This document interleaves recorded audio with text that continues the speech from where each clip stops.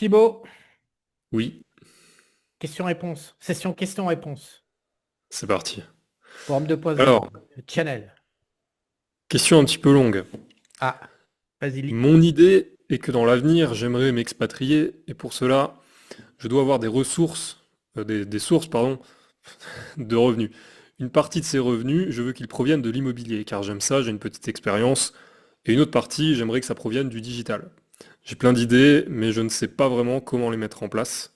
Les principaux problèmes sont une bonne organisation avec gestion des priorités dans l'instant, une bonne gestion de mon argent, et aussi, je pense, avoir une mauvaise communication, dans le sens de faire de l'argent. Donc, à mon avis, marketing, tout ça, quoi. Voilà.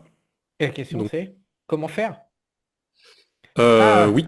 c'est comment, comment Co- devenir un homme, quoi. Hein, grosso modo, vendre, produire, placer son argent, quoi. Il manque juste baiser, il a couché le sens de la vie, baiser, il a le gros des enjeux de devenir un homme. Qu'est-ce que je peux répondre à ça? Alors déjà, l'immobilier égale, si c'est immobilier en France, euh, j'entends pas beaucoup d'histoires de mecs qui font de l'argent. Des mecs qui ont fait du gros pognon dans l'immobilier dans le passé, oui. Mais des mecs qui font du gros pognon en 2025, j'entends pas beaucoup d'histoires de ce genre. Hein. À part ok. découper, rénover, je sais pas trop quoi, c'est quand même très compliqué aujourd'hui de faire du gros pognon. Les salaires, il faut travailler. Alors que dans le passé, il fallait pas trop travailler pour pouvoir faire de l'argent. Donc de l'immobilier, déjà, c'est s'enfermer, dans un pays qui va taper le mur. Voilà, donc après, la productivité. Le business online, communiquer, bah, c'est des compétences qu'il faut acquérir. Et puis après, il faut faire. Donc, si le mec, il n'arrive pas à faire, il n'arrive pas à communiquer, puis il a plein d'idées, puis euh, typiquement, où est-ce que je mets ce bonhomme-là? Je le mets dans les 7% de personnes récupérables avec ces envies-là. Après, il faut voir si ces problèmes d'exécution sont gérables ou non gérables. Je pense qu'à 40-50% de la population, j'ai lu un truc dégueulasse hier soir. A priori, ce serait l'extrait d'un livre date de Jacques Attali de 1980 qui parle des faibles, des non productifs, des vieux, des gros qui doivent être Hmm. éliminés parce qu'ils apportent rien à la société. Donc, j'aurais lu ça à 30 ans, j'aurais pas accepté. Là, j'en ai 50 et c'est plus facile de comprendre bah, quand tu es en haut et que tu es en train de gérer un pays,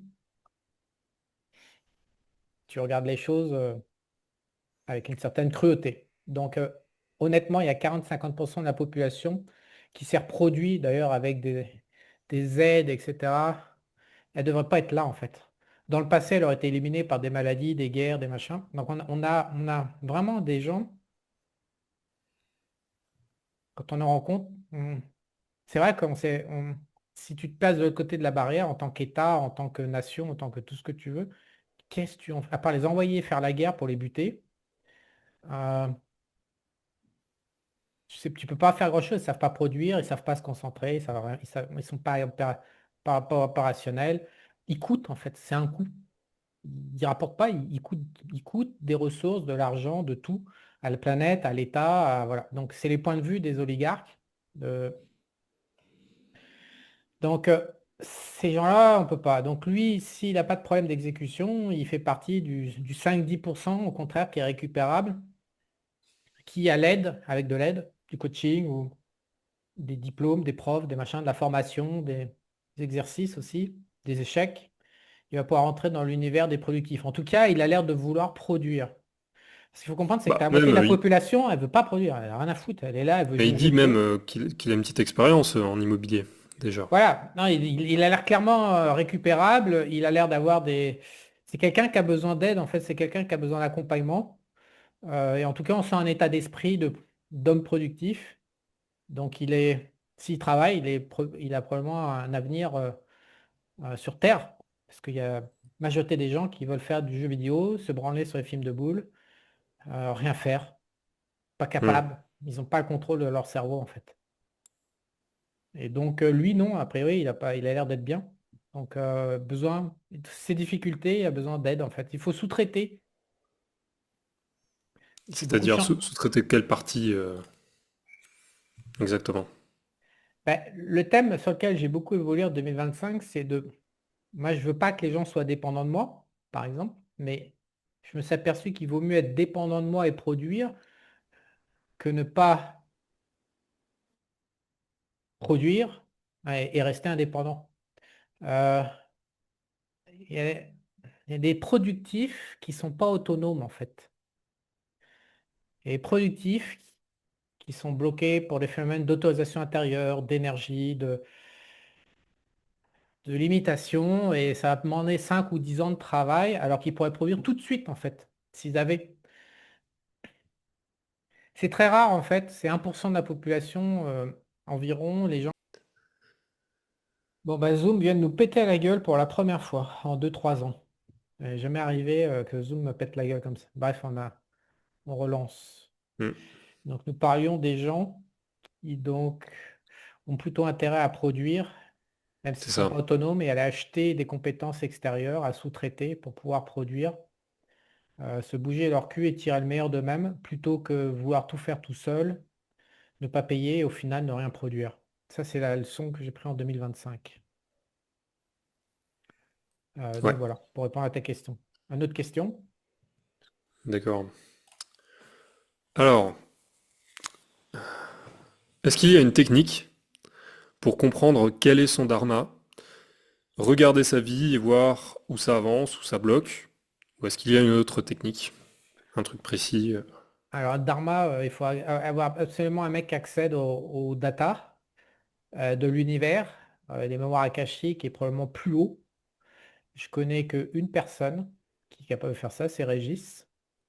La plupart des gens, et encore Régis s'y est accédé dans mon cas précis, avant il n'avait jamais entendu parler de Dharma. Alors, je pense que pour arriver au Dharma, faut d'abord nettoyer la psychologie, il faut nettoyer le transgénérationnel, c'est-à-dire la norme, c'est le transgénérationnel génétique, il faut nettoyer le karma. Et quand tu as fait tout ça, ce qui va t'occuper quand même 5 à 10 ans, tu commences à te poser la question du dharma. Mais le mec qui dit je vais aller au dharma tout de suite, soit il a 40 50 ans et ça fait déjà 10 ans qu'il bourlingue dans le merdier, soit il est en train de prendre dans le désordre les priorités de la vie. Donc un Hmm, dharma, il faut qu'un mec ait un accès au-dessus et c'est ouais. très rare. À Et mon avis, c'est quelqu'un qui a des blocages et il sait pas si c'est son âme ou si c'est le bah, c'est dharma. Si c'est c'est, obligatoirement l'âme parce que c'est un mensonge généralisé, l'incarnation humaine. Euh, Obligatoirement, les âmes bloquent avec le karma qu'elles portent. C'est les âmes qui portent le karma, c'est pas l'être humain. Donc la différence entre esprit et âme, entre conscience et âme, c'est que la conscience et l'esprit ne portent pas le karma, c'est l'âme qui porte le karma. Donc Et comment tu sais que c'est l'âme qui va générer un blocage dans la vie du mais gars parce qu'elles sont tout, ou si c'est la psychologie? parce que la psychologie ne représente, parce on n'est pas libre, on est en prison. Comment je sais? Parce qu'on n'a que 1% de liberté. 80, on a 70% d'âme, 30% de génétique et 1% de liberté, quoi. Pour beaucoup, c'est 0%. Mais ils ne savent pas. Ils sont dans l'illusion, mais ils pensent qu'ils sont libres, mais ils sont absolument pas libres. Le déterminisme est massif. On est traité comme de la merde, en fait, par le système d'incarnation. Il y a un déterminisme extrêmement puissant, total, ou quasi total. Donc, comment je le sais? Bah, parce que quand tu commences à analyser toutes les occurrences de toutes les vies et toutes les trajectoires de vie des gens, tu t'aperçois qu'en fait, les vies et les trajectoires sont faites à partir de une petite dizaine d'événements par an. Et cette petite dizaine d'événements par an, si tu te dépiotes, tu vas voir le mec, est-ce que tu as pensé? Est-ce que toi, tu as fait, tu as réfléchi? À chaque fois, non, le mec n'a jamais réfléchi. Soit c'est un événement extérieur, soit c'est une inspiration qui vient soit de l'énergie, soit de la génétique. Et à chaque fois, le mec subit la petite dizaine d'événements qui va faire que sa trajectoire de vie ira là et non pas ira là. Et qu'à la fin, bah, s'il fait ça 10 ans, 15 ans, 20 ans, au bout d'un moment, tu dis, mais attends, et quand est-ce que je peux piloter ma propre vie? Et la réponse, c'est jamais. Donc, obligatoirement, l'âme est impliquée et la génétique et les aïeuls sont impliqués, obligatoirement. C'est pas possible autrement.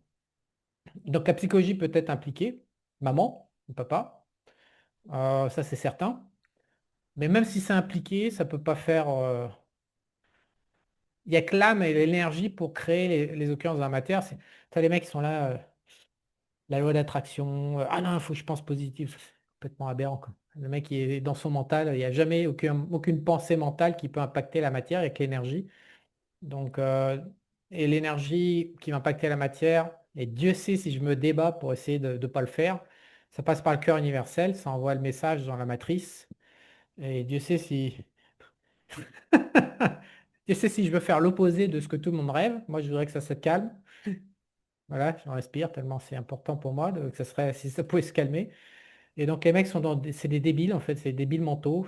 Enfin bon, on sait qu'on vit dans un monde de débiles mentaux, un hôpital psychiatrique, et ils croient que leurs petites pensées qu'il faut qu'ils contrôlent parce que sinon ça va avoir un impact et tout sa matière. Mais mec, réveille-toi, nous ne sommes que des merdes.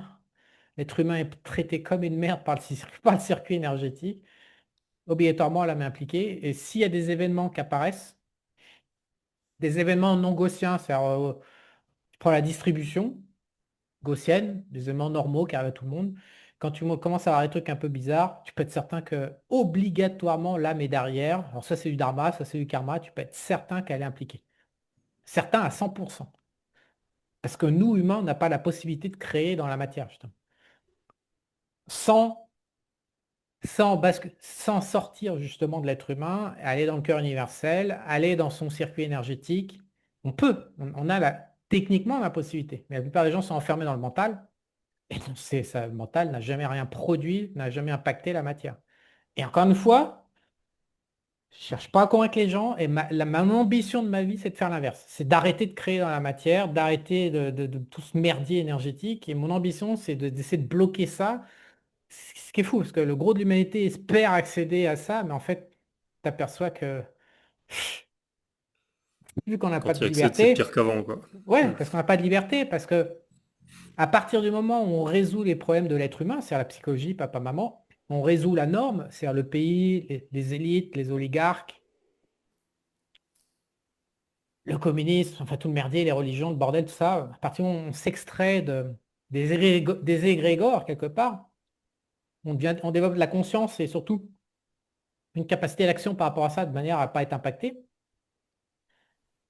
Bah, on bascule dans le circuit suivant, qui est le circuit énergétique, l'âme, et puis la génétique aussi, nos aïeux, notre famille en fait, sur 8 générations au moins prouvées. Et donc là, la quantité, la violence du bordel, elle est 10 fois supérieure, parce qu'on a soit dans la génétique, on a 8 générations et non plus notre petite vie, notre petit papa, notre petite maman. Donc on se prend, on se prend 8 générations fois 2 à chaque fois dans les couples. Donc on se prend je sais pas combien de mecs, je sais pas combien de casseroles au cul. Et quand tu as ton âme, elle, si ça se trouve, elle est incarnée depuis 1000, 2000, 10 000 fois. Donc alors là, tu te prends des casseroles puissance 10 000. Donc du coup, en fait, c'est là où c'est l'aberration, c'est là où c'est du mensonge. La spiritualité, c'est un énorme bobard. Oui, non, tu sens bien, machin, mes couilles. Tu te ramasses tout le karma de ton âme, et puis après, quand tu as ramassé le karma, tu vas ramasser son dharma éventuellement qui pourra. Donc, merci. Hmm. L'intérêt. Et donc, à la fin, t'as plus qu'une envie, c'est de retourner à la case départ, petit humain, dans ton putain de mental, coupé de tout, peinard, là, en train de vivre ta petite vie d'humain, en train de profiter de ton chat, de ton potager, tout simplement, parce que c'est un enfer. Donc oui, il y a moyen d'être télépathe, il y a moyen d'envoyer des pensées qui vont impacter la matière, oui.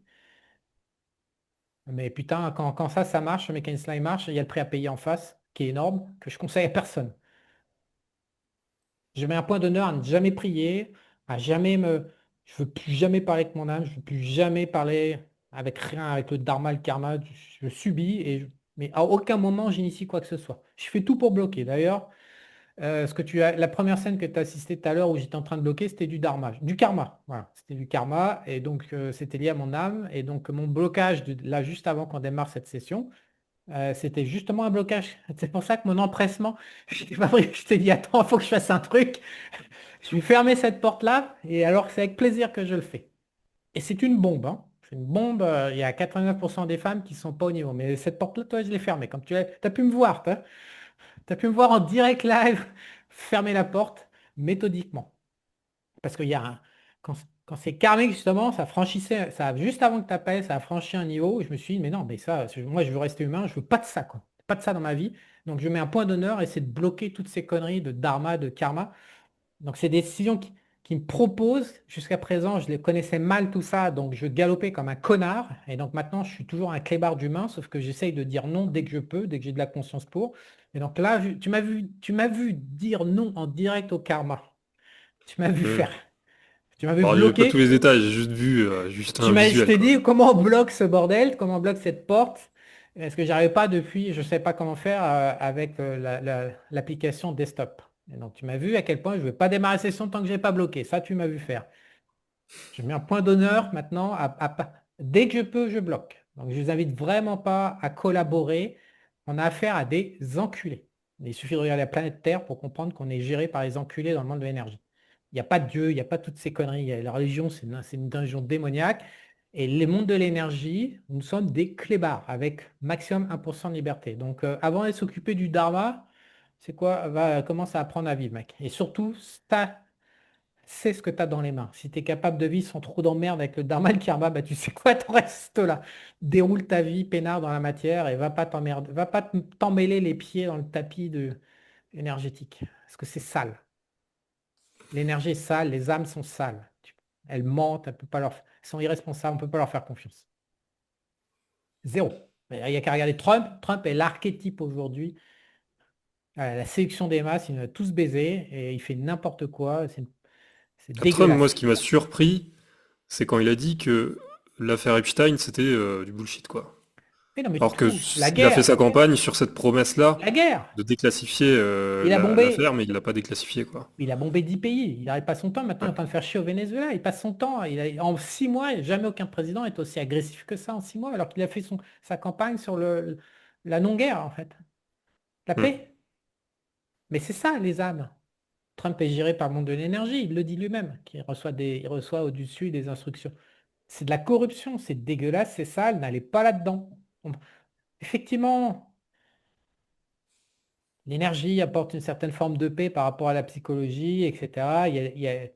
C'est la dualité, il y a des bons côtés. Mais il faut absolument. Tout le monde occulte le mauvais côté. Le prix à payer. Tout le monde.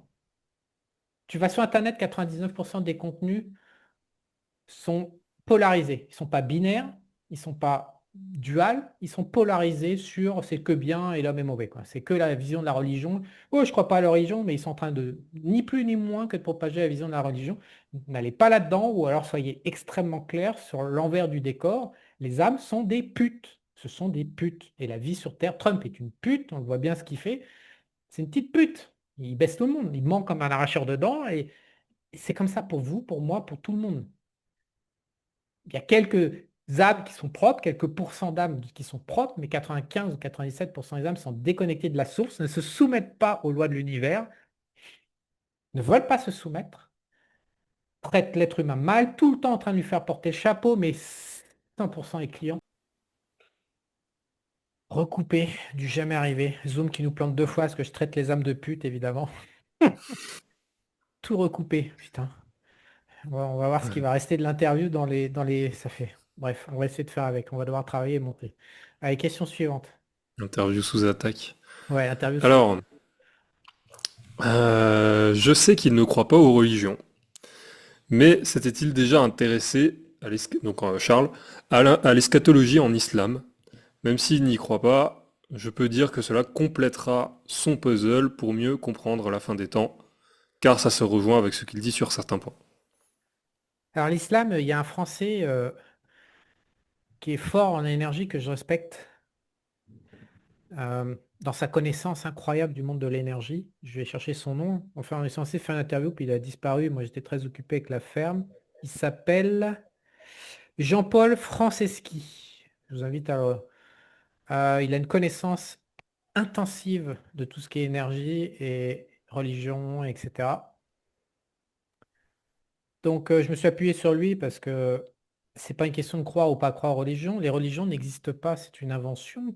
C'est un personnage composite, Jésus-Christ et tout le reste des textes. Il n'y a aucun contact direct entre le prophète Mahomet et les textes comme le Coran. Il n'y a aucun contact entre la Bible et Jésus-Christ. Ce n'est que du racontard une génération plus tard. Donc, il faut arrêter de dire on y croit, on n'y croit pas. Non, c'est faux. Il n'y a absolument aucune preuve directe qu'un quelconque Jésus-Christ existait et dit des choses qui sont dites dans des bouquins. Le Coran, mais Et toutes les autres religions, c'est le même bordel. Donc, il y a des gens dans le passé lointain, on ne sait pas en plus, parce que c'était réécrit on ne sait pas combien de fois, il y a des gens dans le passé lointain qui ont... Parce qu'en plus, les juifs, les arabes, c'est des traditions orales euh, qui véhiculent via des petites histoires de l'expérience de vie humaine pour essayer d'apprendre à vivre mieux, qu'il y a des gens qui ont mis ça dans un souci de pouvoir certain. Et donc aujourd'hui, il n'y a pas à croire ou pas croire. Il n'y a qu'une seule volonté de la religion, c'est le pouvoir, c'est contrôler les peuples. Donc comme dit ce Français, il faut aller retourner dans l'histoire. À cette époque, il y avait de l'inceste, de la violence, il y avait l'Europe qui était incontrôlable. Donc ils ont créé à partir de l'hindouisme et de l'Égypte ancienne des personnages composites, mais dont Jésus-Christ, euh, pour réguler le comportement humain qui était ingérable en fait. C'était wild. Et ça a fait le job d'ailleurs. Donc ça n'a absolument aucune valeur à part sociale. Et je suis pour. C'est tout l'ambiguïté de mon discours. Mais j'habite l'Amérique latine, donc je vois bien que la moitié des mecs sont bourrés, l'autre moitié est droguée. Un tiers est bourré, un tiers est drogué et un tiers est à l'église. Honnêtement, si t'es un mec responsable, tu te dis vaut mieux qu'il soit à l'église plutôt que bourré ou drogué.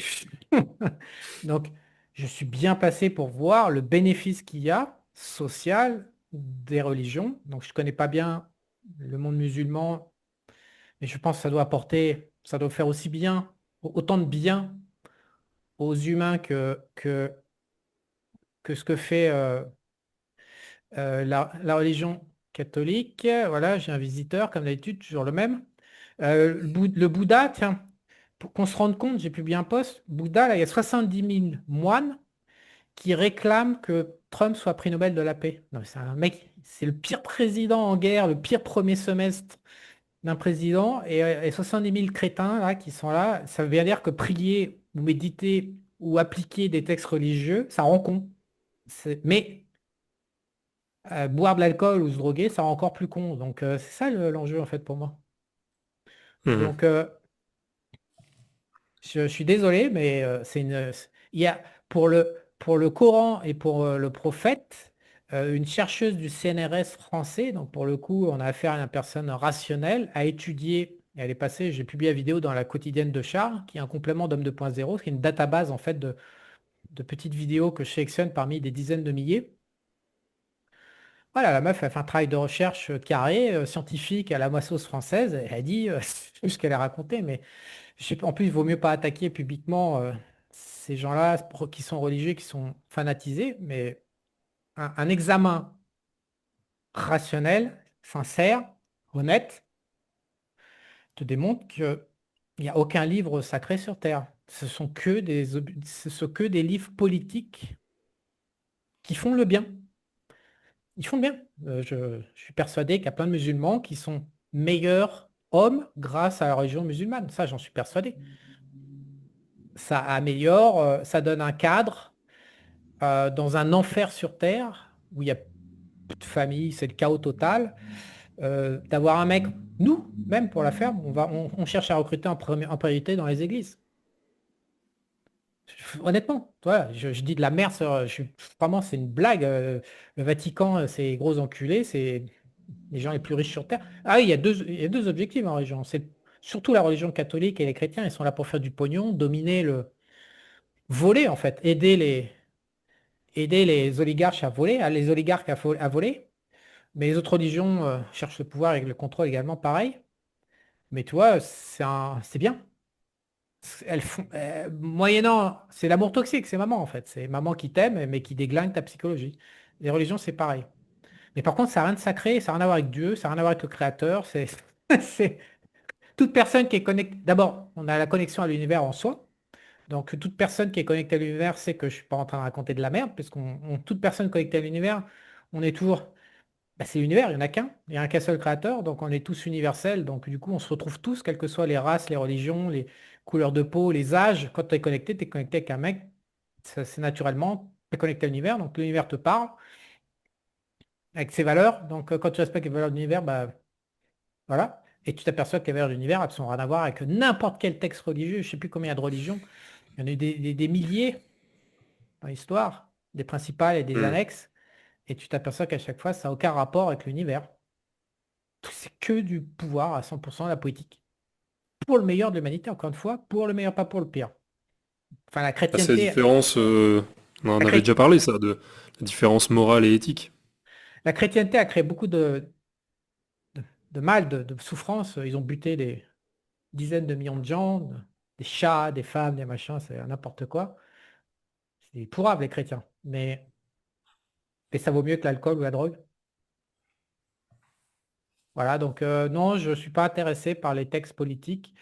En même temps, comme toute personne qui a une connexion via le cœur universel, qui est là, hein, pas le cœur physique, biologique, mais le cœur universel, dans le chakra principal, comme toute personne, bah, une fois que tu as les valeurs universelles, ça t'intéresse même pas. J'ai jamais personne, je connais personne qui a ouvert. Si, bah justement, ce Français qui est passionné par l'énergie, que je recommande, qui a une culture générale dans l'énergie, dans la spiritualité, dans les religions, qui sait de quoi il parle manifestement. Après, ça peut être un enjeu intellectuel de se passionner, etc.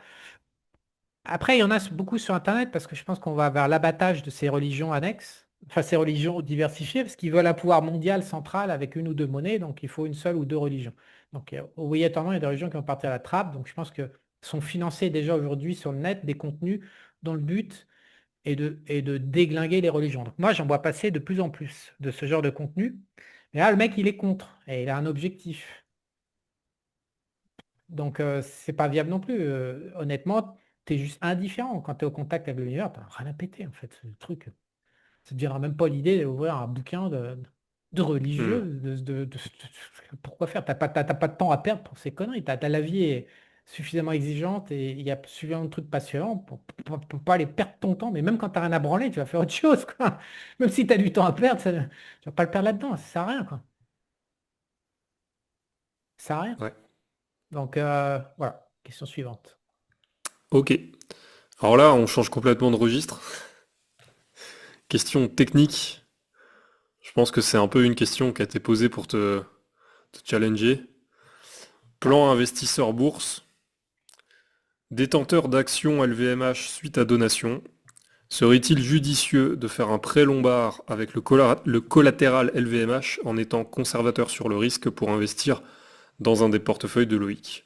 Le temps de la procédure de donation, moins-value latente de 20%, pour ou contre?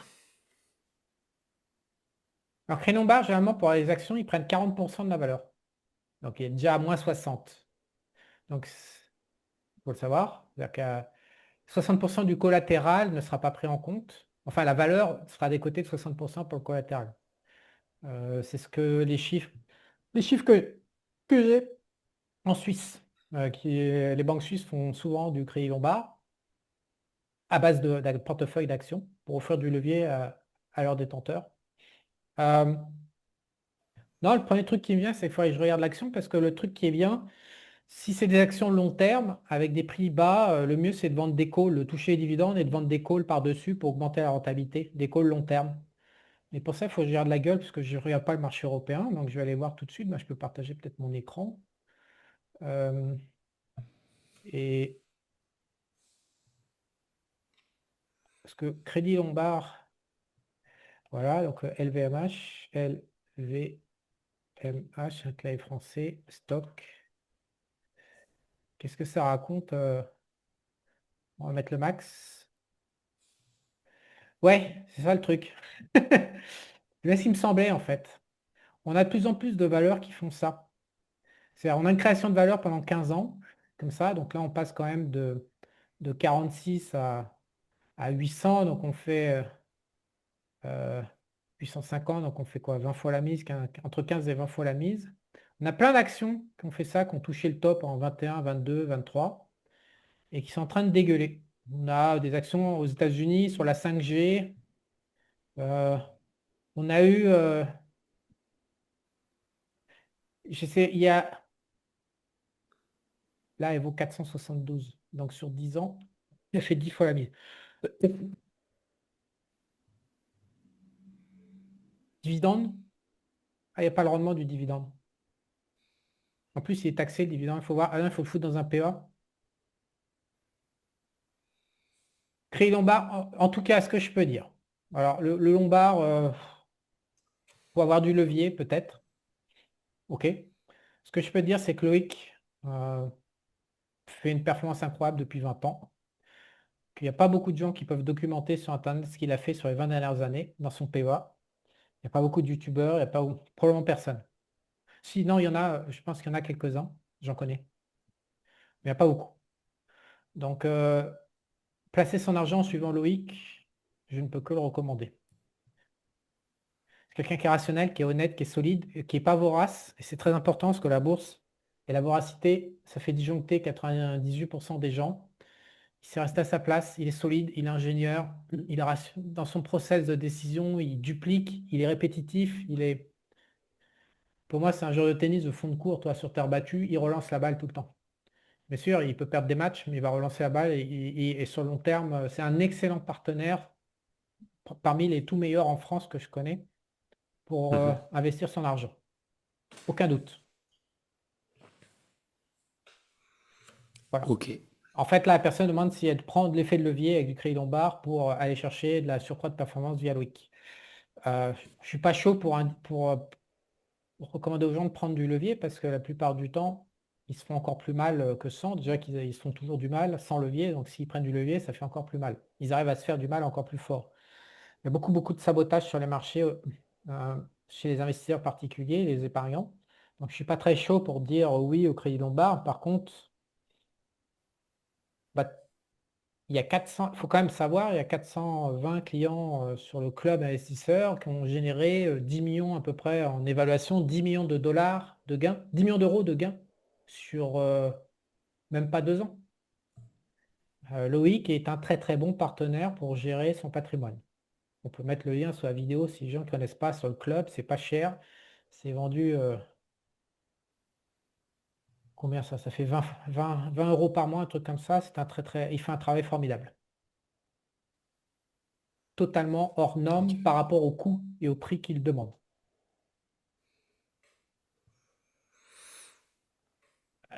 Il est peut-être Ok. pas le seul à gagner, mais en termes de rapport qualité-prix, je ne pense pas qu'il y ait des personnes qui proposent aussi peu cher, aussi accessible une telle prestation dans un environnement aussi compliqué que l'épargne. Mhm. Je Voilà. connais pas les offres sur ce marché, mais c'est vrai que 20 par mois, c'est pas très cher, oui. Question suivante. Alors, comment bien dépenser son argent et ne pas le stériliser? Ah, putain, c'est des questions vastes, hein. Ouais, Question c'est large. vaste ça.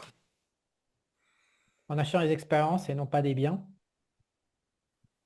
Dépenser, donc il ne parle pas investir, il veut dépenser. Comment dépenser son C'est argent? ça, En ouais. achetant des expériences, donc en achetant des gens, en créant des situations pour vivre des expériences. Pour moi, c'est ce qu'il y a de mieux. En Mhm. consommant de manière passive, ça aboutit au désir, ça perd, le mec est perdu. Il suffit de regarder tous les riches qui finissent camés, alcoolisés, sous médoc. Le nombre de personnes qui sont sous médoc aujourd'hui dépasse en Occident tout ce qu'on imagine. Aux États-Unis, c'est juste dingo. Ouais. Euh, Ça dépasse tout ce qu'on peut. C'est le gros de la population et je crois qu'il y a un tiers de la population qui prend 4 pilules minimum. Et je te parle pas des gens qui prennent qu'une pilule pour se calmer les nerfs. Le- Donc alcool, drogue et pilule, hein. On parlait de religion tout à l'heure, donc il faut pas. En Occident, c'est alcool, drogue et petites pilules des industries pharma. La religion, Mhm. finalement, c'est un peu mieux que des pilules aussi. Donc, dépenser de l'argent, il faut créer des situations de contact humain. Donc, il faut dépenser. Je connais très peu de gens qui dépensent de l'argent pour s'acheter des expériences avec d'autres, parce qu'il faut savoir donner, euh, savoir partager, et il faut savoir se faire mettre, parce que les humains passent leur temps à mettre dans le dos les autres. Donc, c'est inévitable. Mais c'est le meilleur. Les relations humaines, il faut tout miser sur les relations humaines. Et très peu sur le luxe, que ce Et soit la quel genre conso. d'expérience, si t'as des Tout, exemples? tout, non. La ferme est une expérience en soi, tout. Tu crées des Ok. expériences en fonction de tes goûts et couleurs, du sport, de tout ce que tu veux, de l'art, des machins. Et dépenser son argent pour créer, pour faire venir des gens, inviter, faire venir sur des thèmes qui nous sont chers. Mais dépenser son argent en couple dans des voyages ou toi, du service, du luxe, des massages, des beaux, tu finis, c'est vide. T'as pas, tu bouffes Hmm. pas et tu termines mal. Ok. Ça nourrit pas. Et quand tu as possédé les objets, je suis un peu excessif, j'étais un peu excessif dans le passé, surtout à Panama où j'ai pu laisser libre cours. J'ai trop d'objets. Je suis bien passé pour le savoir. J'ai quand même eu 10 bateaux, des bagnoles, des baraques, des terrains, des machins. Et en ce moment, je suis en train de tout vendre petit à petit. Le problème des objets, c'est que ça exige de la maintenance. Et donc, on part en enfer à cause de la maintenance, ce que je n'avais pas calculé. C'est Ah. infernal. Les objets et la maintenance, c'est infernal. Tout, hein, y compris posséder des terrains, bah, tu as des sociétés dans différents pays, il faut payer chaque année. C'est tout le temps, tu en as dans tous les sens. Et au bout d'un moment, ça casse le cul. Grave. Et donc, du coup, tu dis à quoi bon? Si j'ai du fric, à quoi bon me faire chier? Donc, tu as l'inflation qui est un problème majeur contre lequel tu dois lutter. Mais posséder des objets, investissement ou consommation, des maisons, mais tu as tout qui pète. Là, il y a eu d'énormes pluies récemment en zone tropicale, au Venez, à Panama, au Costa Rica. Là, j'ai la gouttière qui a pété au Venez. Bah, c'est que des trucs. Tu as les thermiques qui attaquent, la gouttière qui pète. Là, tu peux investir dans les gonzesses aussi. Tu me disais dans quoi investir? Bah, dépense ton fric dans les gonzesses. C'est un apprentissage en soi. Ça coûte du blé, les gonzesses, il faut tout le temps dépenser. C'est une usine à dépenser, les gonzesses, les femmes. Et c'est intéressant de dépenser justement pour acquérir de l'expérience, pour surtout pas les se foutre les pieds. Les mecs détruisent leur vie avec l'amour. Il y en a encore un qui m'a écrit récemment. Il a tout perdu. Donc, aller augmenter son niveau d'expérience avec les femmes. Ça coûte. Ça, c'est une bonne manière de canaliser du pognon. Les objets, moi, je ne le fais plus. Ouais. Ok. Euh, Bah tiens, tu parlais des femmes. Alors, Autre oui. question. Comment pratique-t-il ces baises tantriques? Voilà, parce qu'apparemment, tu avais déjà parlé de ça. Oui, en Thaïlande, bah, parce qu'il faut du volume pour arriver à trouver un nana avec une énergie adéquate. Et au Panama, en Amérique latine, j'ai vraiment du mal avec les latinas. Dans le sens, avec leurs valeurs humaines. J'ai du mal avec la génétique latine, en fait. C'est-à-dire que C'est quoi leur valeur? je ne vais pas le dire parce que ça va faire peur. Bah, si ça fait pas sauter la vidéo, c'est bon. Euh, je- Honnêtement, en tant qu'homme, je pense que le mec qui est chanceux, c'est le mec qui apprécie les visages asiatiques. Donc moi, j'aime bien les visages coréens, malheureusement, c'est inaccessible. J'aime pas du tout les visages thaï, donc je suis complètement indifférent. Et les visages latinas, j'aime bien pour le coup. Il y a des filles qui sont capables qui ont vraiment des très beaux visages d'un mec latine. Voilà. Maintenant, je compatis avec des femmes asiatiques. Il y a un niveau de conscience, d'intelligence qui n'existe pas, que je n'ai pas encore vu dans un mec latine. Encore une fois, je suis vraiment un mec basique. Je ne demande pas à la femme d'être intelligente, je ne demande rien. Le problème, c'est qu'un mec latine, elle est en dessous du rien. Elle est en dessous du plancher, en fait. C'est insupportable. C'est à un niveau, on ne peut pas le croire, il faut être sur place pour le voir, en fait. Ok. C'est des machines, c'est compliqué même en deuxième femme, même en troisième femme. Voilà, donc pour faire du tantrisme, il faut qu'il y ait une adéquation énergétique totale. Donc c'est fantastique. C'est la plus belle expérience que je connaisse sur Terre. Mais pour ça, il faut tomber sur une nana qui a le vagin connecté à son circuit énergétique et il faut que son circuit énergétique soit haute fréquence. Voilà. Et c'est compliqué à trouver. Très compliqué. Déjà, 80% des femmes ne sont pas connectées. Elles n'ont pas le vagin connecté à leur cervelle. Elles ont à 50%, elles n'ont même pas le clitoris connecté à leur cervelle. Donc à 30%, elles ont le clitoris connecté, mais enfin, ça ne sert pas à grand-chose. Le vagin, il n'y en a plus que 20%, ça fait 2 sur 10. Et ensuite, il faut qu'il y ait la patate, c'est-à-dire qu'il y a très peu de femmes sur cette planète, on ne sait pas, quelques pourcents qui ont des énergies fortes, haute fréquence. Donc 20% de très peu de pourcents égale une sur tous les 36 du mois. Donc pour ça, moi, à Bangkok, j'ai utilisé mes scans énergétiques. C'est pour ça que je sortais à jeun, contrairement à tous mes potes, pour chasser, parce que sinon, je ne pouvais pas entendre mes scans énergétiques, donc je ne pouvais pas filtrer, en fait. Donc c'est pour ça que j'ai eu énormément d'expériences hautement intensives au niveau sexuel, parce que je sélectionnais les nanas au niveau énergétique. Et donc je me suis offert Comment tu détectes énergétiquement ça? bah, pas pas reproductive, je sais pas, ça fait partie de mes bizarreries. En tout cas, je savais, j'arrivais C'est à quoi ça? lire. C'est une sensation, Non, non, on me une le disait. intuition? Non, non, non, non, c'est oui ou c'est non. Oui ou non, binaire. Non ou oui. Oui, oui, vagin connecté, oui, énergie qui est dedans ou non. Ça, tu sais avant Bah, bien d'avoir sûr, fait bah, ou... bien sûr, Ouais, ok. j'ai scanné, j'ai évalué, j'ai compris sur le tard ce que j'avais vécu à Bangkok, parce que quand j'ai vu la pauvreté des expériences sexuelles des hommes et qui ne comprenaient pas ce que je vivais, j'ai fait des recherches après, parce que je me suis dit, mais putain, qu'est-ce qui se passe pour moi, quoi. Et j'ai découvert, j'avais scanné peut-être 10 000 gonzesses, mais j'en ai récupéré 2%, 200, ouais, 2% ou 1%. Ouais, je Mhm. pense que, en fait, 1%, ouais, 1%, à peu près. C'est-à-dire que pour 100 gonzesses, je rentrais bredouille certains soirs. C'est pour ça que je tournais toujours avec une dizaine, quinzaine autour de moi à Bangkok, une douzaine. À Bangkok, tout le monde est sur orbite de tout le monde, en fait. Donc, t'as jamais. C'est-à-dire, je sortais, si j'étais bredouille, j'allais taper dans le réservoir, quoi.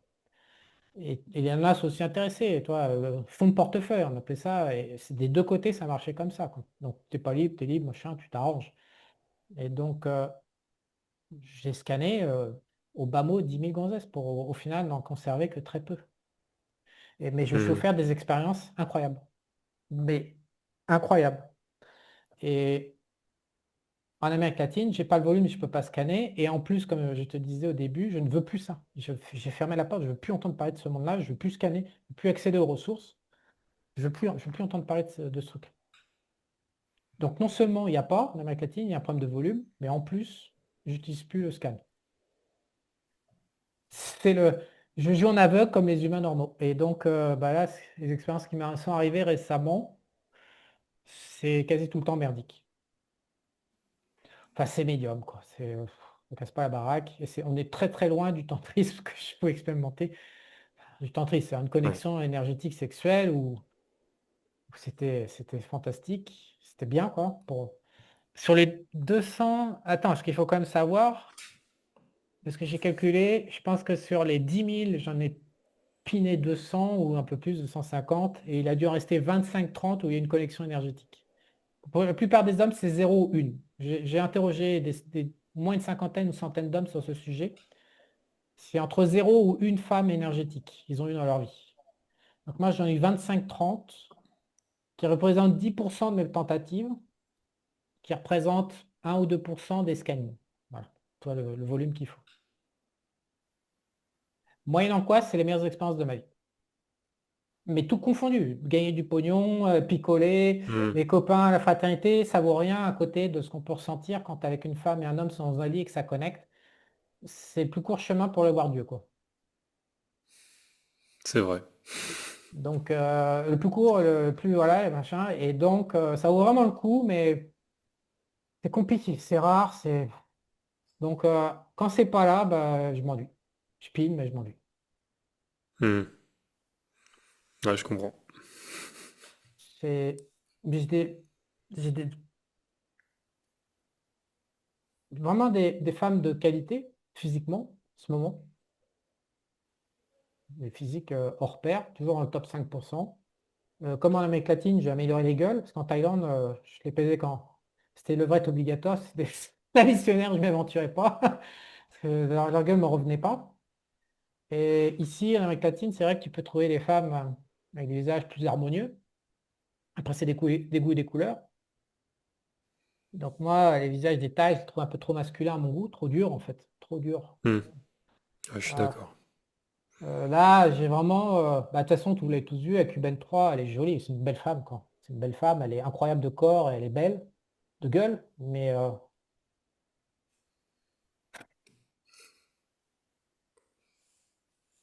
c'est pas ça sera pas la dernière. Je crache pas sur la soupe parce que je suis au SMIC en ce moment en Amérique latine, puisque le Venezuela est fermé. Donc, à cause, il n'y a pas d'avion depuis un an et depuis 15 mois. Donc, je suis au RMI, quoi, au SMIC. Au SMIC, non, à Cubase, c'est standard, quoi. C'est un peu mieux que le standard, mais par rapport à ce que j'ai connu, on est loin de ce que j'ai connu dans la sauvagerie de Bangkok la nuit, putain. On est très loin, c'est loin, hein. Voilà. Je suis un peu nostalgique. C'est ce qui me manque le plus de Bangkok, c'est ce volume qui permettait d'avoir ces expériences incroyables. Et puis les femmes thaï sont respectables, dans le sens où elles ont la tête sur les épaules. Non seulement elles ont la tête sur les épaules, mais en plus elles savent s'amuser. Elles choisissent de s'amuser. Elles ne se jugent pas en train de s'amuser. Parce que tout ce qui est Amérique latine, Europe, le jugement intérieur des femmes fait que c'est insupportable. Donc la Hmm. taille s'amuse. C'est-à-dire que si elle a un coup de cœur pour un mec, qui est du pognon ou pas, elle va y aller à fond, toute la nuit. Le lendemain matin, elle va rester, elle va profiter, elle va dire, bon bah je prends ce qu'il y a à prendre. Et en plus, elle va gérer ça. Enfin, moi, en tout cas, les femmes taille, j'en ai rencontré des centaines, elles géraient. C'est-à-dire que en face de toi, tu as une nana qui a une conscience, enfin, qui est une femme, ça reste une femme, mais qui gère. Une Amérique latine, ma meuf, déjà, elle réfléchir au-delà de 12 heures, c'est un miracle. Si t'en as une qui connecte l'action qu'elle prend maintenant pour les conséquences qu'il y aura à plus de 12 heures, déjà, si t'en trouves une comme ça, une sur 100, après, qu'il soit pas un tank, machin, ouais, pas possible, quoi. Donc, j'ai beaucoup de respect pour la femme thaï. De toute façon, je pense que les femmes asiatiques sont très pragmatiques, donc ça insupporte les Français, les Européens, qui sont dans le romantisme niais. Mais quand tu n'es pas dans le romantisme niais, quand tu cherches pas l'amour la passion amoureuse comme un névrosé, en fait, quand tu veux vraiment une relation avec une mauvaise, y compris sexuelle, de qualité, les femmes asiatiques sont de très très bonnes partenaires, à mon point de vue, probablement les meilleures sur Terre. Et donc, je suis nostalgique. Et qu'est-ce qui fait que tu vas pas, tu vas 22 heures plus? d'avion et 3 semaines pour s'en remettre. Ok, d'accord. C'est une heure il y a 12 heures d'écart, c'est une heure par jour de remise de l'horloge. Et moi, je prends cher, je prends 3 semaines quasi. Je suis claqué tout le temps. Je perds, j'y laisse. Mes vacances, c'est que de la C'est pour ça que j'ai arrêté la double vie, parce que mes vacances égale récupération du décalage horaire. Donc au bout de 10 ans, j'en ai marre, parce que c'était vaseux tout le temps, quoi. Je supporte pas le gros. 1 heure, 2 heures, 3 heures, pas de problème, mais 12 heures, c'est le monde à l'envers et j'encaisse pas. Ok. Bon. Question suivante. Ouais.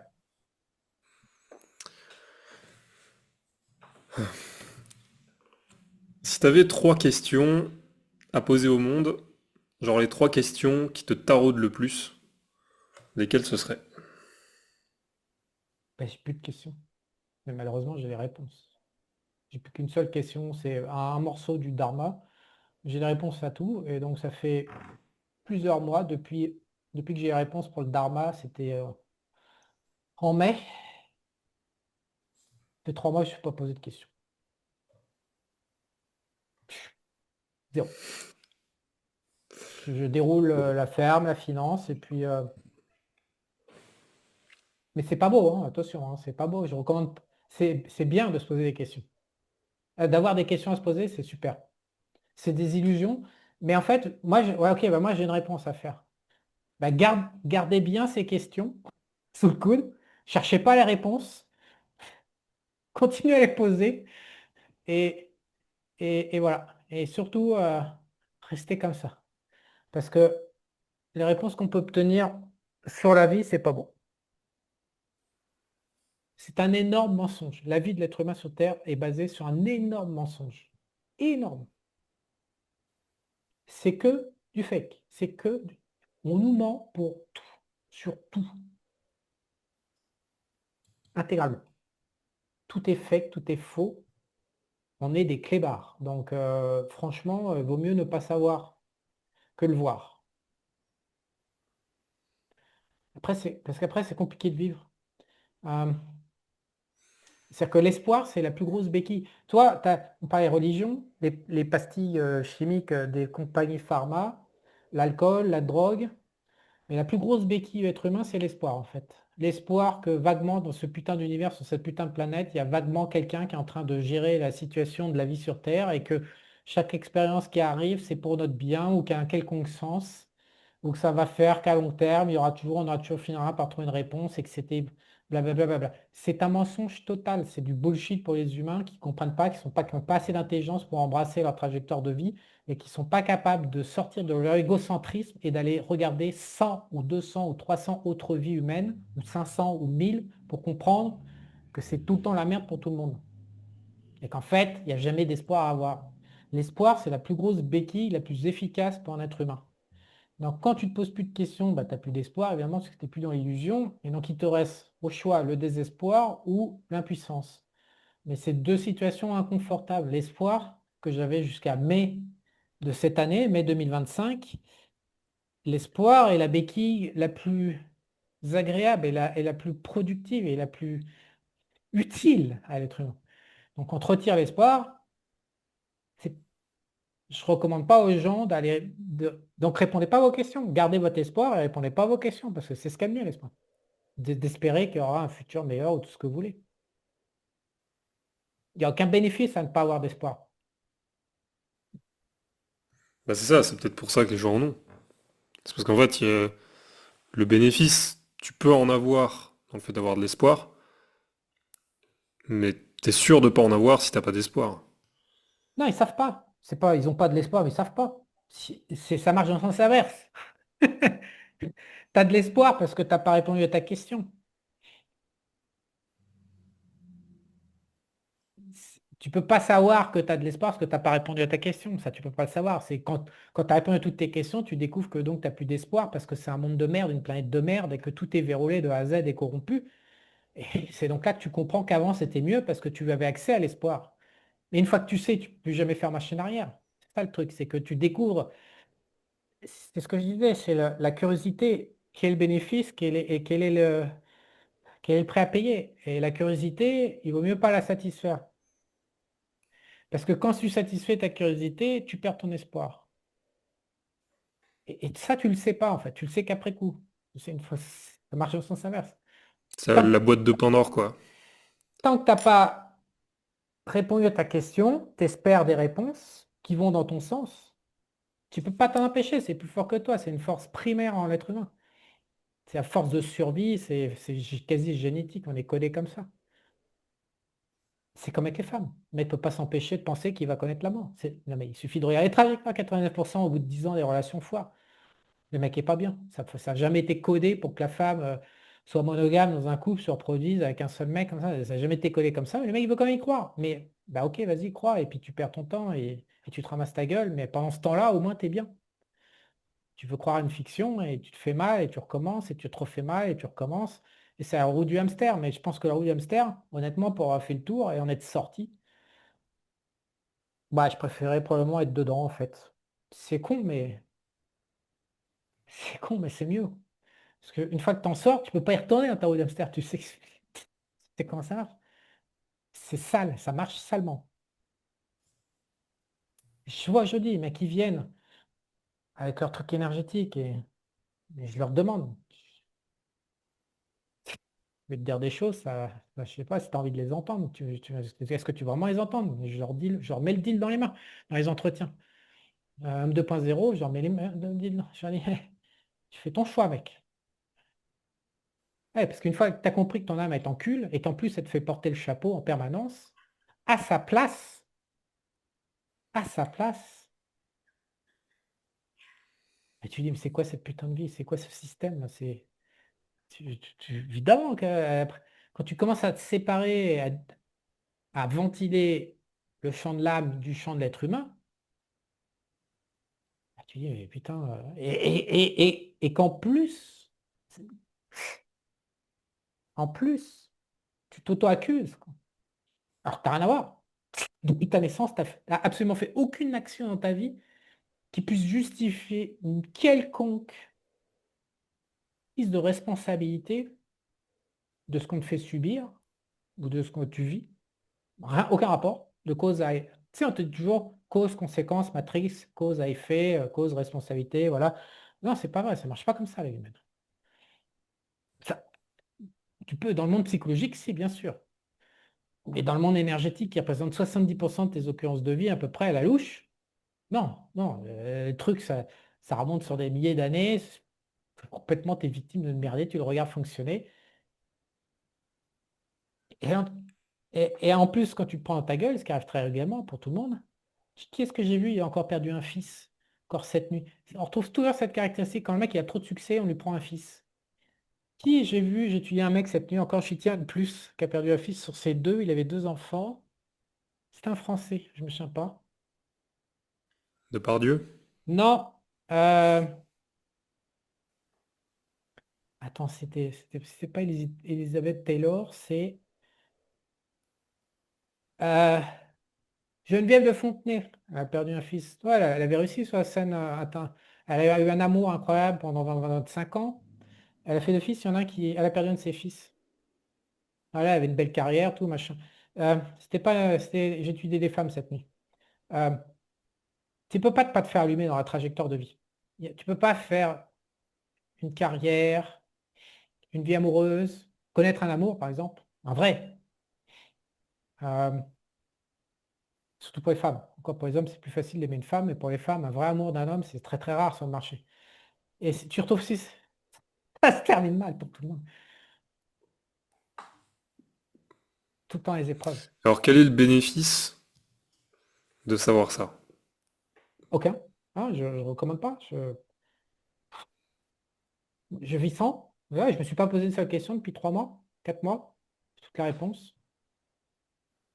Depuis 3 mois, je n'ai pas posé une seule question intérieure. Je veux pas, je veux plus, machin, je vis tranquille. Aucun.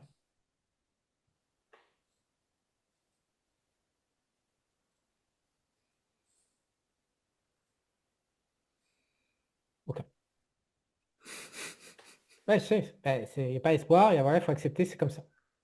C'est soit un désespoir et tu te butes. C'est ce que font pas mal de gens.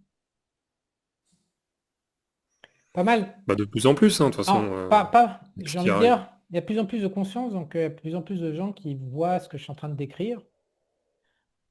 Et ces gens qui ont le courage de se buter.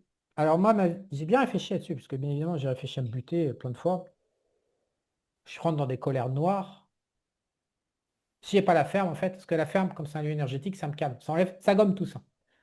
C'est pour ça que là, j'ai passé 3 quarts de mon temps à la ferme récemment.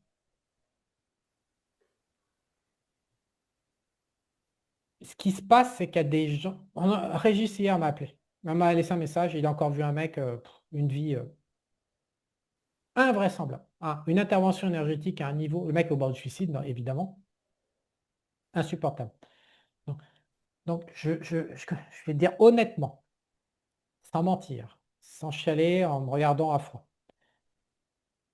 J'ai une très très grosse intervention énergétique sur la gueule avec le dharma. C'est insupportable, mais on me paye dans la matière. Et je vois plein de clients Homme 2.0 qui ne sont pas payés et qui ont une intervention énergétique qu'ils ne voient pas. Ils sont aveuglés parce que quand tu es dedans, tu es aveuglé en fait. Euh, et qui, pour moi, est pire que moi. Et donc moi, je suis corrompu. Mon être humain, en fait, il a suffisamment trop pour pas avoir envie de se buter. J'ai suffisamment de jouer pour m'amuser à un haut niveau, pour me passionner. Je suis passionné par tout la vie m'a donné. J'en ai suffisamment. Je suis acheté, en fait. La vérité, c'est que je devrais me buter et envoyer se faire foutre mon âme. Ça, sur le papier, c'est ce qui devrait arriver. C'est ce qu'elle mérite. C'est ce qui mérite au-dessus. Le système d'incarnation, tout ce que tu veux, tu l'appelles comme tu veux, mais je devrais leur coller cet échec et qu'ils se refâchent chier qu'un autre avatar à le former pour essayer d'intervenir avec cette âme-là. Bah bon, bonne chance, c'est faisable probablement, mais bonne chance, parce que j'ai des caractéristiques. C'est un peu génial ce qu'ils ont fait. Ils m'ont formé au marché financier à l'âge de 14 ans. En fait, j'ai acheté mes premières actions, j'avais même, je crois, 13 ans. Et à partir de 18, ils ont commencé à manipuler ma vie. Et comme je voulais gagner, j'étais passionné par, ou ils m'ont fait me passionner par la finance, euh, j'ai rétro-ingénieré la manière dont ils me manipulaient ma réalité sur les marchés pour apprendre. Donc j'ai appris la vie, non pas dans la matière, mais dans une matière manipulée par des forces énergétiques extrêmement intelligentes. Ce faisant, j'ai pu remonter jusqu'au Dharma. Et toi, Régis, avant moi, il n'avait jamais entendu parler du Dharma, alors qu'il est accompagné de guides super high level. Donc on voit bien que j'ai un parcours assez tôt, en plus j'ai 50 piges. Donc on voit bien que j'ai un parcours spécifique et j'ai appris tout ça, j'ai appris les règles universelles via les marchés financiers et via ces distorsions. Donc peut-être que ça peut être dupliqué sur d'autres, peut-être pas. Mais en vérité, il y a des moments, j'aimerais vraiment me suicider pour les se faire foutre et qu'ils recommencent avec un crétin d'avatar de merde et qu'ils se refassent chier la couille. Parce que ce qu'ils ont fait pour moi, c'est une œuvre d'art et ça, je respecte. Je respecte la manière dont ils m'ont volé ma vie, ils m'ont complètement détourné. Je le sais parce que pendant 10 jours, j'ai rebooté et j'ai pu voir la vie qui m'était promise à Tours en France et la vie que j'ai obtenue. Je vois bien l'embranchement, ça m'était montré. Donc on m'a volé ma vie. Mais ils ont fait quelque chose de beau et de propre. Donc je ne suis pas con, j'accepte. En plus, ils me payent suffisamment pour que ce soit passionnant et que j'ai de la chance d'être aligné, etc. Et que beaucoup d'humains rêvent d'avoir ce que j'ai. Donc je ne me bute pas. Mais quand un client vient me voir, qu'il n'est pas payé, qu'il a ces putains de mécanismes d'incarnation sur la gueule, c'est ultra lourd, qu'il n'a pas de compensation, et qu'il vient me voir et qu'il me demande conseil, mais qu'est-ce que je te... Ma responsabilité, je sais même... Et qu'il a l'espoir. Tu fais quoi, vas-y, mec? Tu lui dis, bah mec, regarde comment c'est dégueulasse. Mais après, il n'aura pas le soutien que moi j'ai de la matière. Je me dis, mais est-ce qu'il va être capable d'encaisser ça? Donc, régulièrement, quand je suis face à ces mecs, pour la première fois, je m'arrête. Je ne dis pas. Parce que je me dis, c'est pas possible qu'il encaisse ça. On ne peut pas. Je sais, hein, j'en viens. Je vois bien comment on m'achète. Encore une fois, mes ambitions d'être humain sont pas complètement faites, mais j'ai quand même eu beaucoup par rapport à 99,5% des gens. Mais le mec, il n'a rien, quoi. Il va pas pouvoir se rattraper aux branches. Il n'a pas piné 200 gonzesses à Bangkok en ayant 30 temps tristes pendant que les gens normaux n'ont 0,1. Il n'a pas les bagnoles qu'il veut conduire. Il sait pas il n'a pas les bateaux, les maisons, les terrains, les pays, les machins. Il s'amuse pas à créer, à vendre des produits qu'il aime. Il est en train de subir en mode salarié. Et le mec, il se tape ce putain de dharma sur sa gueule ou système d'incarnation sur sa gueule, ultra heavy. Et il en peut déjà plus. Et il vient, il me dit, Chat, je voudrais savoir.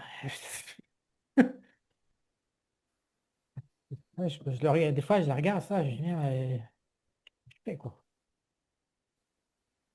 Et des fois, je ferme ma gueule. Et cette histoire de non-consentement dont tu avais parlé, Bah, je l'ai fait devant toi.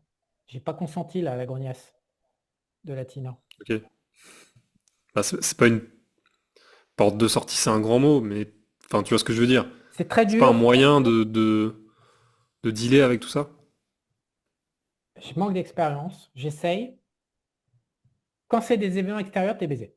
Quand tu as une occurrence de vie qui va impacter, une machine qui casse, un machin, tu es obligé de réagir. Tu es obligé d'aller dans le volume de tentative et de ne pas céder. C'est ce que j'ai fait à la ferme. Quand c'est une décision, c'est pour ça que je vends des options, que je fais pas du. J'aimerais bien faire du trading. Et je suis à la merci de mon énergie qui va m'appliquer le dharma et qui va me baiser. Quand c'est de la vente d'options et que j'ai 24-48 heures, c'est-à-dire quand je peux dormir, réfléchir, redormir, me demander comment est-ce qu'ils sont en train de me baiser. Parce que c'est tout le temps comme ça. C'est toujours se poser comment l'énergie est en train d'intervenir pour me la mettre à l'envers. Calculer. Ça fait 35 ans qu'ils me baisent la gueule. C'est-à-dire utiliser les 35 ans qui m'ont enculé Et c'est toutes les combinaisons possibles dans la situation d'une action pour voir s'ils peuvent pas me la mettre à l'envers. Et que je sors du process de sélection d'action et que finalement j'y vais, bah toi en ce moment j'ai un taux de réussite de 80. Là j'ai une seule action, c'est CMG, je perds 1000 balles dessus. Euh, mais elle est pas. Non, je suis flat. Je suis flat parce que j'ai ma prime. Je suis à 82,75, je crois qu'on vaut 80, pas 82, je suis à 42,75, je crois qu'on vaut 42,75 ce matin. Ou 60, un truc comme ça, je suis flat. Toutes les autres, j'ai gagné. Pourquoi? Parce que j'ai passé le process en vue, j'ai dormi, je me suis interrogé, j'ai dit non. Une fois, je me suis retrouvé avec un portefeuille, j'avais pris une position, je m'étais complètement fait pirater. J'arrive le lendemain, je prends mon portefeuille option en me disant, bon, je vais appliquer mes règles. 90% des positions ne correspondaient pas à ma stratégie. Et je me suis dit, mais qu'est-ce qui se passe? Mais pourquoi j'ai pris ces décisions? Mais comment tout ça? Et il y a 6 8 mois, quand 6 mois, j'ai tout viré. J'ai tout revendu, toutes mes positions. Et j'ai repris mes positions avec mes stratégies à froid en me disant, cette fois-ci, il n'y a pas de piratage. Elles ont toutes gagné. Donc, est-ce que c'est une forme de non-consentement? Je suis en train de faire l'expérience. Peut-être qu'ils vont aussi à me baiser, à me repirater la gueule comme ils savent faire. Pour l'instant, je résiste. Et quand je résiste, 100% de taux de réussite. Je suis à 8 ou 8,5% sur 4 mois. On est sur quelque chose comme avec 25% de gains annualisés, sans les effets de levier. On est sur une performance de gestion extrêmement correcte, avec 3 fois rien en drawdown. Donc, avec la nana, là maintenant, parce que je sais que c'est une putain de tentation et que je sais que cette nana, elle est pour mon âme, elle n'est pas pour moi en tant qu'humain. C'est pour ça que je l'ai dégagée avec plaisir.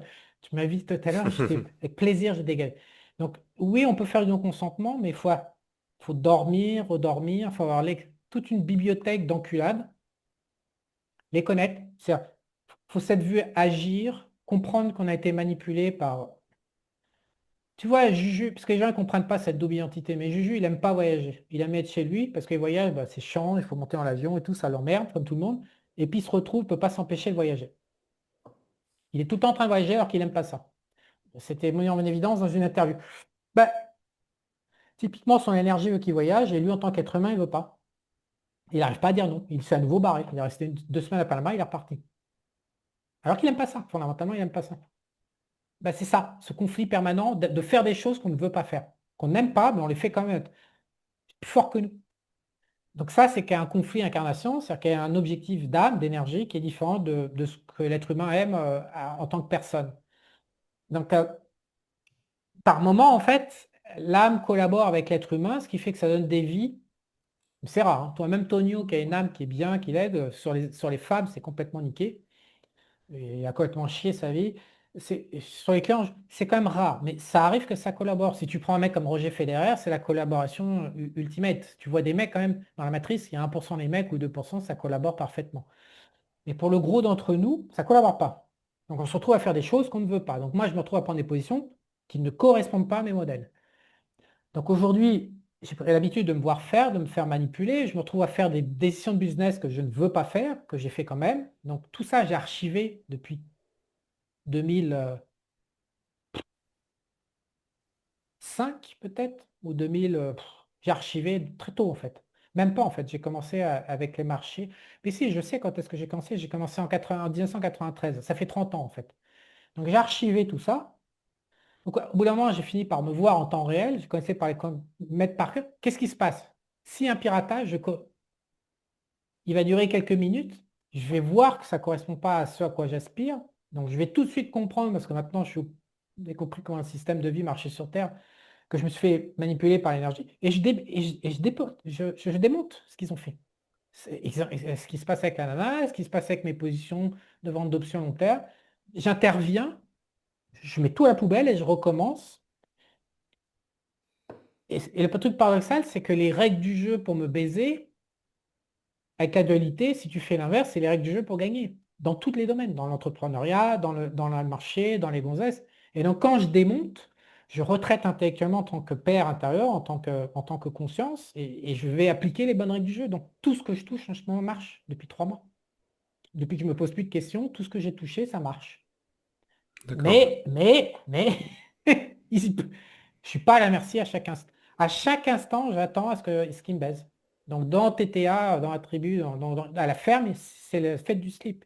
Ils nous bloquent, ils pètent les moteurs, ils envoient les mecs à l'hôpital dans le team, tout le monde passe par à l'hôpital tout le temps. Enfin, c'est invraisemblable tout ce qui a lieu. Et ben je recommence. Je démonte, j'apprends et je recommence. Voilà comment je fais. Ouais. Mais j'ai plus de questions par contre. Les questions, et le fait que ça marche, c'est que c'est comme ça que ça. C'est qu'il n'y a pas de questions à avoir. Mais je ne recommande pas aux gens d'en arriver où je suis. Ça, je ne recommande pas. Il vaut mieux pas savoir. Et être dans l'illusion, et tant pis, être dans l'erreur, c'est pas grave. Ou juste pas se poser de questions et... Ah, tu peux te les poser, mais tu cherches pas les réponses. Ah, tu cherches pas toutes les Ouais. réponses. Parce que sinon, tu vas entrer en guerre frontale avec l'intérêt de l'énergie, puis après, tu vas comprendre que tu n'existes pas en tant que personne, que tu dois te battre comme un forcené, comme je viens de décrire, pour chaque chose, chaque petite chose à qui tu tiens. Le choix d'une maison, le machin, tout le temps en train de te casser les couilles pour tout. Le choix d'un animal de compagnie, tout. Ils interviennent sur tout. Pour que tu vives une logique d'expérience de vie qui va profiter à ton âme. Et ils en ont rien à foutre de ta gueule, de ce que tu peux ressentir, tout ça, ils en ont rien à battre. Donc, c'est fatigant. Ok. Une autre question. Ce sera la dernière? Question suivante. Ce sera la dernière. Parce qu'après, il Euh, me fait un 6 heures.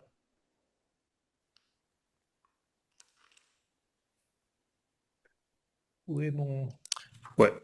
réel poil Alors, temps? euh, ouais, quoique celle... Bah, vas-y, lis-les, t'emmerde pas. Peut-on réellement convaincre une personne de guérir de ses croyances, ou cela ne peut-il venir que de la personne elle-même? Pour expliciter mon propos, j'aimerais aider mes proches à gagner en ouverture d'esprit. Ils ont souvent des œillères à cause de leur souffrance mentale, entre guillemets, donc jalousie, haine, peur émotionnelle pure, etc. Et si cela est possible, comment procéder pour aider ces personnes? Personnes qui pourraient m'aider aussi moi-même dans mon élévation mentale comme un miroir. Voilà, comme un miroir. Alors, ce qui vient d'être dit, c'est toute personne qui est connectée à l'univers sait que c'est extrêmement dangereux. Jamais. Il faut que ce soit vraiment un veto, il faut que ce soit un cadre, il faut que le père intérieur, là, à l'intérieur, il dise jamais, on ne touche jamais aux gens, à leur trajectoire de vie. Parce que c'est un coup à ramasser du karma déjà. Il y a que on peut changer que soi-même pour soi-même, en fait, dans d'autonomie. Mais pour moi, tu peux pas. C'est impossible. Non seulement c'est impossible, mais c'est dangereux. C'est un coup, encore une fois, t'interviens pas dans la vie des gens, en fait, contre leur volonté. Et la plupart des gens n'ont absolument pas envie de changer. Absolument pas. Absolument pas envie d'élever leur conscience, ils n'ont pas envie de progresser. Tu changes tout seul dans ton coin, avec l'effet miroir, tu analyses les gens autour de soi, mais le souci, c'est qu'ils n'analysent pas. Il faut analyser 500, 1000, 2000 personnes pour pouvoir comprendre où on se situe. Et la plupart des gens sont complètement égocentriques et ils ne le savent pas. Donc, du coup, ils sont aveugles. Mais on ne touche Et, pas aux gens, on n'influence pas. Donc, quand tu fais du coaching, c'est vraiment quelque chose d'important de savoir se limiter. Enfin, il faut vraiment avoir beaucoup de sagesse par rapport à ça. Tu fais des propositions, mais la personne, tu lui donnes. Tu fais une proposition duale, c'est-à-dire tu proposes plusieurs choix et plusieurs conséquences positives et négatives, et la personne doit faire son choix final. Et tu lui montres les causes et les conséquences et tu chiffres les différentes options. Ça, c'est ce qu'on va faire dans Produire Plus, qui va être lancé bientôt sur Esprit Argent. C'est un travail, mais la personne est seule décisionnaire à la fin. Si la personne n'est pas décisionnaire et s'il y a une volonté d'influencer trop forte, ah là, ça pue. Là, c'est dangereux. Très. Parce que d'accord. tu peux. Donc, c'est comme les mecs qui font de la magie noire. Mais tu peux faire sur un plan énergétique, sur un plan émotionnel, tu peux le considérer sur toutes ses formes. Si tu commences à bidouiller un mec trop fort, ça te retombe sur la gueule, mais direct, quoi. Tu veux dire de la manipulation, quoi. Non, du conseil ou de... Oui, oui, même ou de la manipulation avec bonne intention, ça compte pas, ça. La personne doit rester seule décisionnaire à la fin. L'amour, c'est tu laisses quelqu'un croître autour de toi. La passion amoureuse, c'est de la dinguerie où tu finis par foutre ton poing dans la gueule de la binette, où tu divorces, où tu te fais mal, et c'est le drama comme un teubé, quoi. L'amour, c'est tu laisses quelqu'un croître, tu l'aides à voir clair dans ses choix perso, et tu le laisses cheminer à la vitesse qu'il veut, et tu le laisses décider, même par moments de manière erronée. Tu peux pas empêcher un mec de se planter, en fait. C'est impossible. Donc, je recommande vraiment pas, je déconseille vraiment très fortement d'essayer de faire changer les autres. Il faut changer de gens, en fait. Si les personnes ne sont pas à la hauteur des ambitions de changement d'un mec, tu changes.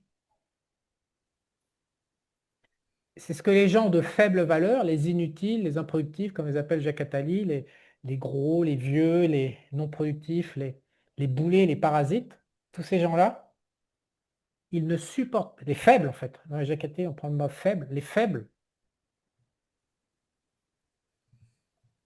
ils ne supportent pas ça, ils ne comprennent pas.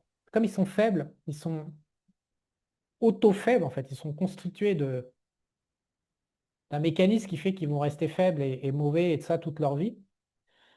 Et un des mécanismes pour devenir fort, c'est justement l'évolution, le changement, la croissance. Et pour faire ça, tu es obligé de sélectionner les bonnes personnes. Tu ne peux pas y arriver avec des faibles. Ça ne marche pas. Et donc le faible se fait rejeter systématiquement par la personne qui est en train de grimper. Et il ne supporte pas. Et donc il y a tout un tas de théories pour s'expliquer que si, que ça, que machin. Mais bon, bah, pour l'énième fois, on a été coupé. Donc on va se dire au revoir. La prochaine fois, j'utiliserai un autre ordinateur.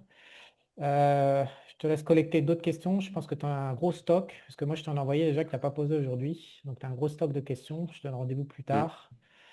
De toute façon, il faut que je mette l'université investisseur à jour, parce que chaque mois, à la fin du mois, maintenant, il y a des signaux. On est en train de travailler sur les robots. Ça va pas mal changer. Donc, une exécution automatique des signaux de l'université investisseur. Donc, je vais aller faire ça. Donc, bah, je te Ok, dis à bientôt tout le monde. Ciao, ciao. à bientôt.